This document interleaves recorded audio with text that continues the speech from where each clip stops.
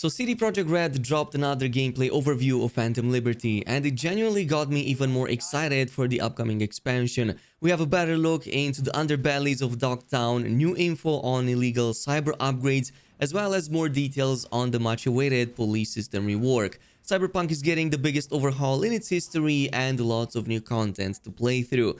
The video begins with a quick tour of the black market, one of the most important spots we'll visit while in Dogtown, and the place we get to buy radical new cyber implants, exclusive weapons, and clothes that we cannot find anywhere else. We actually got a sneak peek at one of the cyber implants on the weapons vendor, who teases this really awesome pair of elbow-mounted flamethrowers to an inquiring V. It's not yet clear if V himself can also add these specific cyberwares or not, but it's later explained that the items we can find in this place are supposed to be some of the most powerful in the world. However, they are also vastly more dangerous to use. CD Projekt Red already gave some major hints on the cyber implants rework and the inclusion of a brand new cyberware capacity system. Think of this as V's humanity meter, which indicates how many more mods his body can take when visiting the Reaper dock before side effects start kicking in. There's even a new Edge Runner perk in the Remake skill tree that will let us surpass these limits, though it will come at a cost. In one of the examples, Paul Sesko mentioned how players would get a health debuff for installing too many cyber mods, but the full list is likely to be more extensive than this. I could totally see us having meds and other consumables disabled as V becomes more and more machine and loses his humanity, or having the passive health regen turned off as you replace organic matter with robotic parts and so on. Now, obviously, don't expect a cyberpsychosis feature, as that's not what CDPR intends to do here, but rather, according to their own words, to provide a better balance between risk and reward when applying these new powers. It definitely sounds like with such drastic changes, you will want to restart a completely new playthrough at some point after the expansion drops. However, these are not the only features mentioned, and there was one that got me by surprise, which is the ability to change our appearance in order to lose the heat. Powell doesn't go into many details, but there was one game I played a long time ago, as I'm sure many of you also did, which featured something very similar to this, and that was Red Dead Redemption 2. Now, that game also featured a pretty neat mechanic where if you changed your clothes and appearance significantly enough, you would lose some and sometimes all of the wanted levels, as cops and people would no longer recognize you. And this seems to be something that we're going to be able to do in Cyberpunk 2077, Phantom Liberty, and also just a small part of the larger police system rework. This is also supposed to make the cops' actions feel a lot more believable, dynamic, as well as diverse, according to Paul Sesko. CD Projekt Red greatly expanded the AI and rebuilt the system from the ground up for Phantom Liberty to now feature multiple levels and archetype of enemies who will chase you when committing crimes. So for example, while in most of Night City you will get the NCPD to chase you, Dogtown will have its own Barghest militia that completely replaces them with a more dangerous version, and of course the soldiers that are much more capable than your regular cop. But the more heat or wanted stars you get, the bigger the response is going to be. So while at 1 star you might only get a few officers to investigate the scene, higher heat will bring police vehicles that will relentlessly chase you, all the way up to the max stack squads that now dynamically drop from their flying AVs. These mag techs will also have their own Dogtown equivalent encounters and will also lead to mini boss fights of sorts, according to some of the early previews. And speaking of re-rolling, a massive focus went into remaking the skill trees, as CDPR wanted to focus on perks that provide actual active abilities rather than boring stat-based changes. Some of these examples include a new dash move, the ability to deflect bullets, or perform execution finishers. We actually have gameplay of how that execution finisher looks like, and basically it lets you press a button to perform that execution when an enemy is at a certain percentage of HP, usually below 35% or so. And it's actually really cool because I always like these animations but could never reliably activate them. Additionally, most skills will also have extra modifiers to further power them up and even customize these abilities. We've actually seen a few leaks of how the new skill tree system looks like, and while the major attribute categories are still intact, this is how it looks like now inside of them, a layout that in my opinion appears much better organized and a lot more straightforward.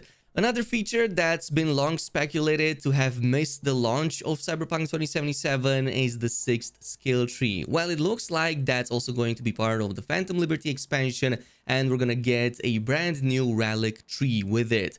What we know so far is that this deals with upgrades that add further twists to the cyberware that we have installed on V, including new abilities to your Mantis blades. These skills require unique relic points to upgrade, which you only find by exploring Dogtown. It's entirely possible that the Edgerunner perk mentioned before is part of the relic tree and could possibly open up completely new types of builds that we never had access to before. Now, we haven't seen what items or weapons the vendors in the black market sell, but we do have a few from the previews that aren't all exclusive to the black market if you were wondering about that. So some of these can also be acquired from what appears to be the expansion main story moments, like this silenced pistol that V gets in the latest expansion trailer. There was also the Order shotgun featured, a much awaited iconic upgrade from the Sataura we have in the base game in case you really wanted one. Also, a Rata, formerly known as the Thermal Katana, is finally getting added as an iconic too, but this just scratches the surface. Weapons have actually gotten an important overhaul in Phantom Liberty, as their stats are now much better indicated visually via sectioned bars next to the main stats, so that you can better assess and compare each item's powers in relations to the rest. Additionally, there are at least 3 more vendors that appear throughout the video. This includes this woman nearby that can be heard selling maintenance accessories and supplies. On the ground in front of her, there's a large batch of what appears to be ammo cases, which kinda got me thinking, what if this is some type of new vendor that we haven't seen before?